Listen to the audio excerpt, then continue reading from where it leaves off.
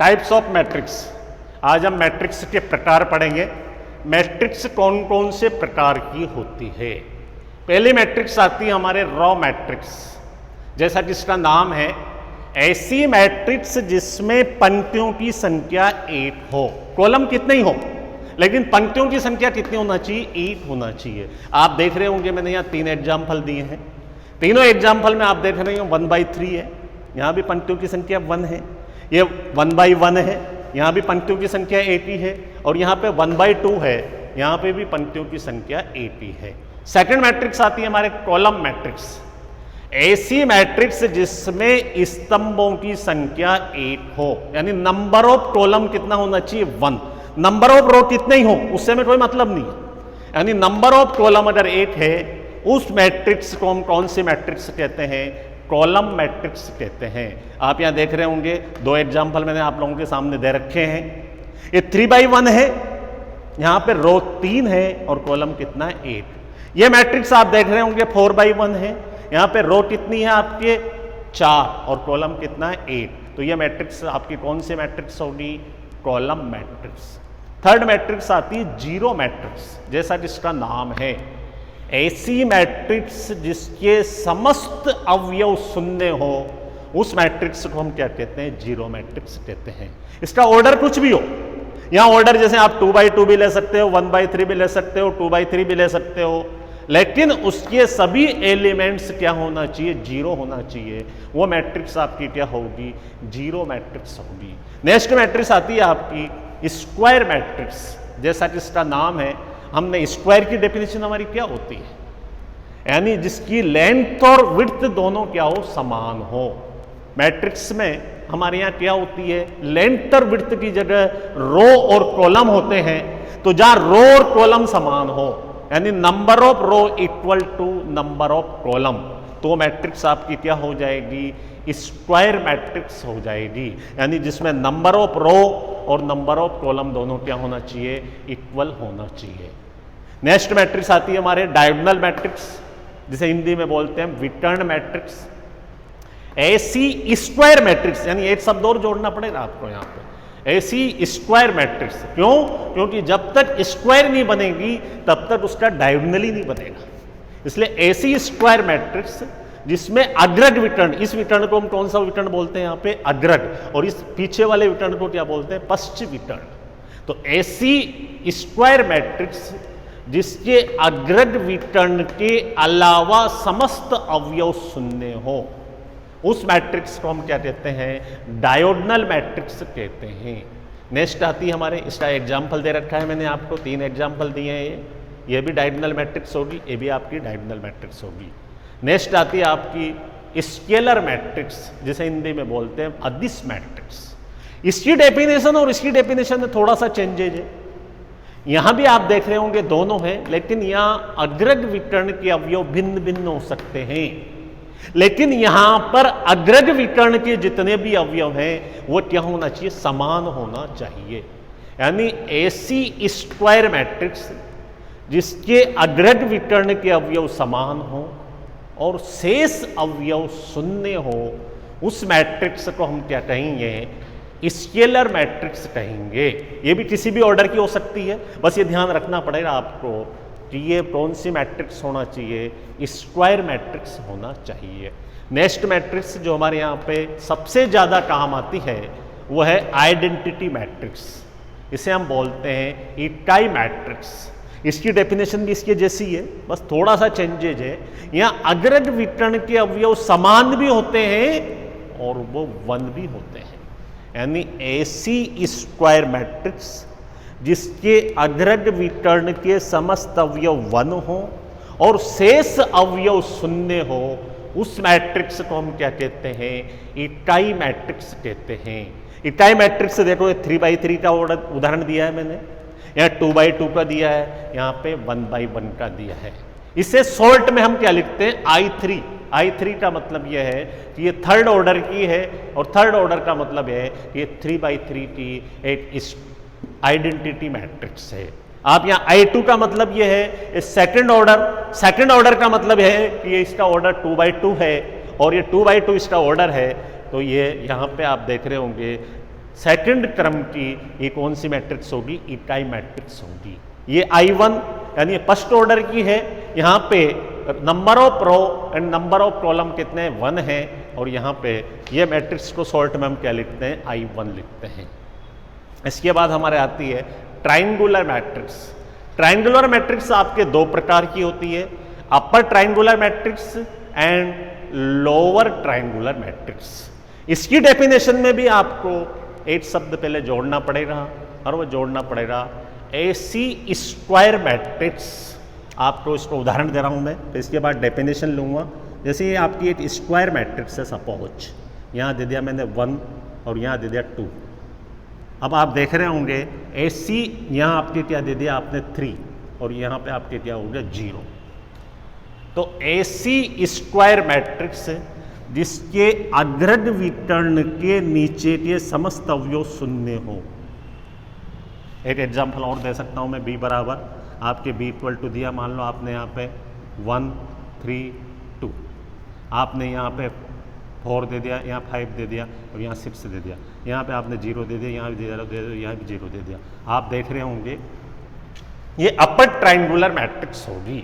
Upper triangular matrix का मतलब ये है AC स्क्वायर मैट्रिक्स जिसमें अग्रद विकर्ण के नीचे के समस्त अवयव शून्य हो, उस मैट्रिक्स को हम क्या कहते हैं? अपर ट्राइंगुलर मैट्रिक्स कहते हैं। इसकी मैथमेटिकल डेफिनेशन एक और होती है, यहाँ पे यहाँ Aij इक्वल टू 0 जहां I is greater than J, यानी वह समस्त अवयव शून्य होते हैं जिनका पंक्ति नंबर, I का मतलब कौन सा नंबर होता है? पंक्ति नंबर, और J का मतलब होता है स्तंभ नंबर, यानी जिनका पंक्ति नंबर उनके स्तंभ नंबर से बड़ा हो, वह समस्त अवयव यहाँ पे क्या होते हैं? शून्य होते हैं। तो ये मैथमेटिकल डेफिनेशन आप याद रखिएगा, ये बहुत अच्छी है। Aij इक्वल टू 0 जहां I is greater than J, यानी ऐसे समस्त अवयव जिनके पंक्ति नंबर स्तंभ नंबर से बड़े हो, वो कौन सी मैट्रिक्स होगी? Upper triangular matrix. जैसे आप यहाँ देखिएगा, ये अवयव आपका होगा A21। A21 का मतलब ये कि यहाँ पे पंक्ति नंबर स्तंभ नंबर से बड़ा है। ये अवयव होगा आपका A31। A31 का मतलब ये है कि यहाँ पे पंक्ति नंबर स्तंभ नंबर से बड़ा है। ये आप देख रहे होंगे A32, यहाँ पे भी पंक्ति नंबर स्तंभ नंबर से बड़ा है। एक मैट्रिक्स और है सेकंड, लोअर ट्राइंगुलर मैट्रिक्स।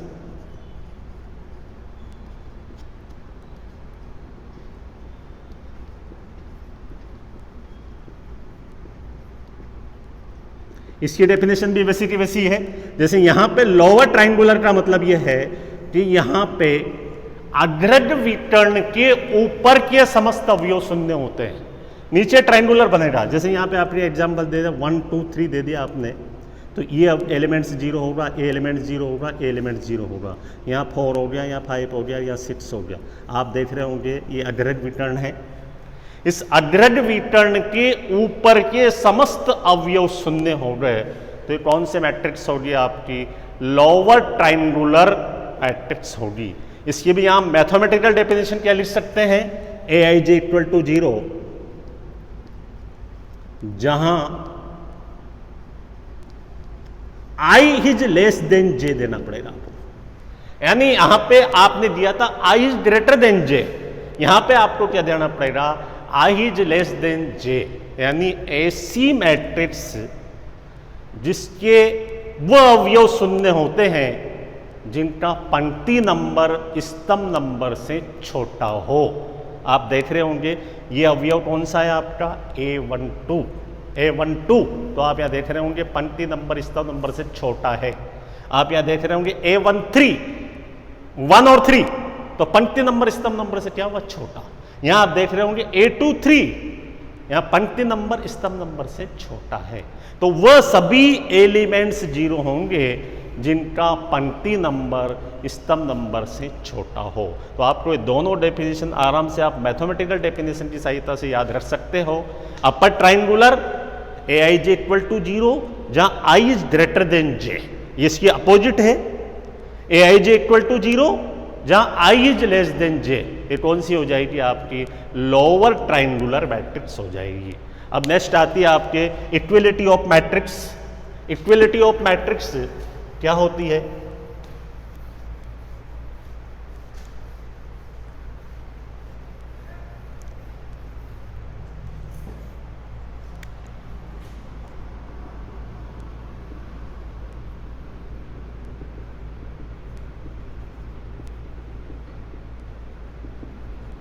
जैसे दो मैट्रिक्स आपको दिए, ए इक्वल टू जैसे मान लो आपको दिए 3 4 6 7 और बी इक्वल टू दिए आपको ए बी सी डी।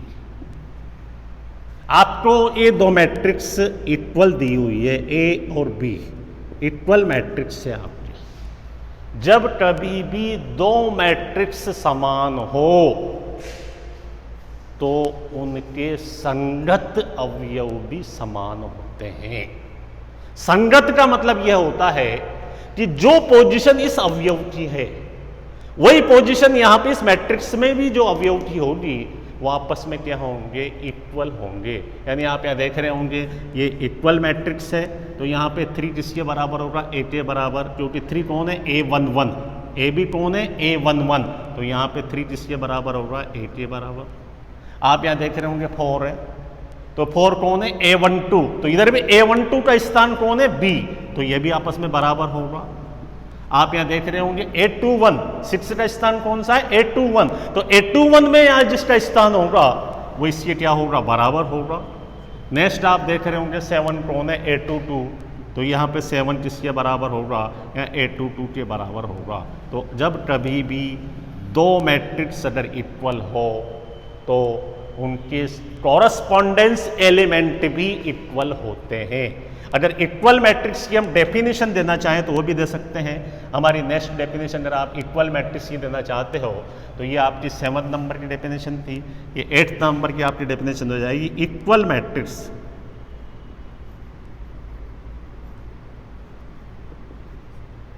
ऐसी दो मैट्रिक्स जिनके ऑर्डर भी समान हो और जिनके कॉरस्पॉन्डेंस एलिमेंट भी समान हो, उन मैट्रिक्स को हम इक्वल मैट्रिक्स कहते हैं। जैसे फॉर एग्जांपल ए बराबर आपने दिया है यहाँ पे 1 2 5 6 और बी बराबर भी आपने दे दिया है यहाँ पे 1 2 5 6।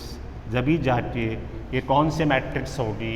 इक्वल मैट्रिक्स होगी, क्योंकि यहाँ इसका ऑर्डर भी 2 by 2 है और इसका ऑर्डर भी यहाँ पे 2 by 2 है।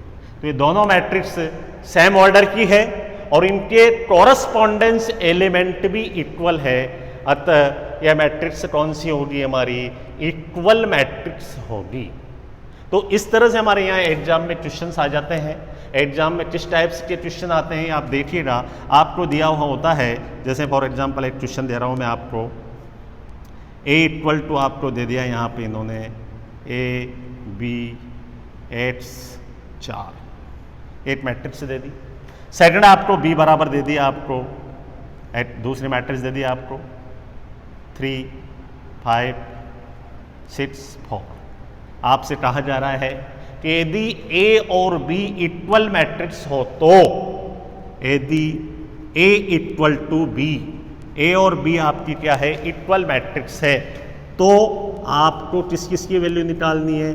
एक्स की, ए की और बी की, इनकी वैल्यूज आपको निकालनी है। बहुत आसान काम है। आप देख रहे होंगे कि यहाँ पे दो मैट्रिक्स इक्वल मैट्रिक्स है। जब इक्वल मैट्रिक्स है तो इनके कॉरस्पॉन्डेंस एलिमेंट भी इक्वल होंगे। आप देख रहे होंगे ए कौन है? यहाँ पे A11 है, तो इधर A11 कितना है? 3, तो ए का मान आपके कितना होगा? 3 होगा। आप इधर देख रहे होंगे बी कौन है? आपका A12, पहली रो और सेकंड कॉलम का अवयव है। आप यहाँ देखोगे पहली रो और सेकंड कॉलम का अवयव कौन है? 5, तो बी का मान आपके कितना होगा? यहाँ पे 5। नेक्स्ट आपके आप देख रहे होंगे यहाँ पे देखिएगा एक्स कौन है? What is x? एक्स क्या है यहाँ पे? इस मैट्रिक्स में A21 है। A21 का मतलब यह है सेकंड रो और फर्स्ट कॉलम का अवयव है। तो आप यहाँ देखोगे इस मैट्रिक्स में सेकंड रो और फर्स्ट कॉलम का जो अवयव होगा वो इसके क्या होगा? इक्वल होगा। तो एक्स का मान यहाँ पे कितना आएगा? 6 आएगा। तो इस तरह से हम इक्वल मैट्रिक्स के आधार पे अननोन क्वांटिटी की वैल्यूज निकाल सकते हैं। और चलो ठीक है और